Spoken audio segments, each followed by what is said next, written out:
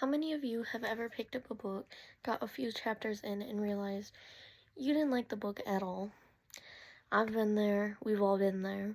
Today I'm going to show you this simple system that I've been using recently that prevents things like that from happening again. It's called the 5-question rule, and it helps you decide whether a book is right for you at the moment, and if you want to commit to actually reading the book. So, for my demonstration, I have Miss Peregrine's Home for Peculiar Children. The first step is look at the cover. Does this cover, or does the cover of your book seem like something that you want to read at the moment? Because if it doesn't, then you already know. Step 1, that's not the book for you. So, we already know. I picked this book out because I like the dark, mystery kind of vibes from books. So, I chose this one. The next question you should be asking yourself is the back, the blurb, something that seems interesting to me? Does it seem like something you want to read at the moment? So, according to the back of this, it's a mysterious island with a bunch of orphaned kids with a strange collection of peculiar photographs.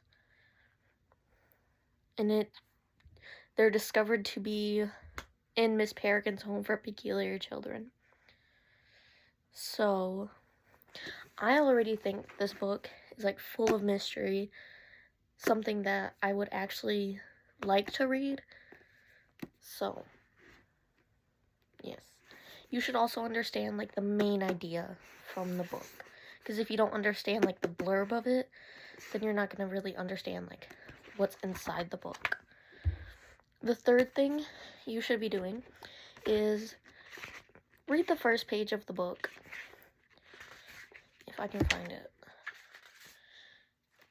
Skim through. You can either skim or fully read the book.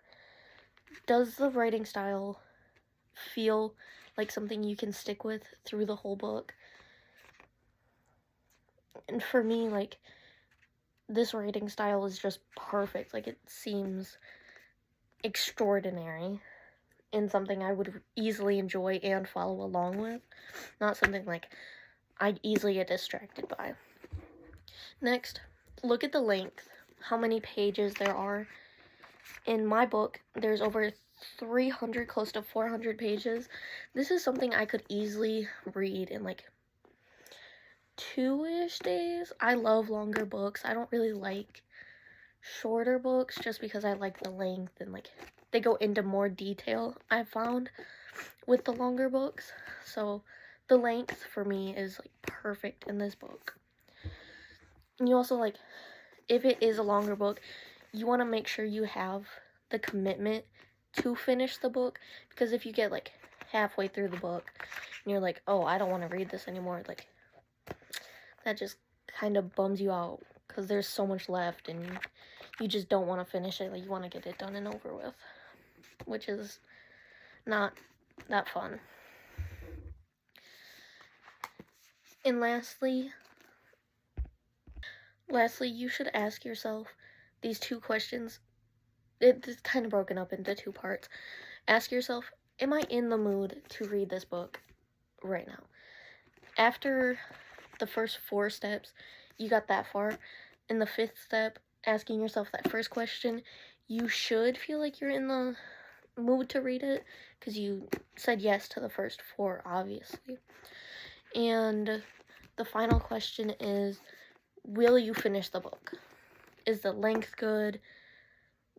Does it seem like something you want to read at the moment? So, after those 5 things that you should be doing before you pick out your next book. So, before picking your next book, you should always ask yourself those 5 questions, because you don't want to be wasting your money on a whole lot of books. Obviously, I like to read. I have 3 bookshelves of books, and I bought so many books that I thought I would like, but the writing style wasn't my favorite, or it was just something I wouldn't mesh with. And I've tried reading them like multiple times, and I just said no all of those times. So even if you do put down a book because you don't want to read it at that moment, you can always try to come back to it because, like myself, maybe many others, I'm a mood reader. I have to be in a certain mood to read like certain types of books. So always make sure you ask yourself those 5 questions before starting a new book.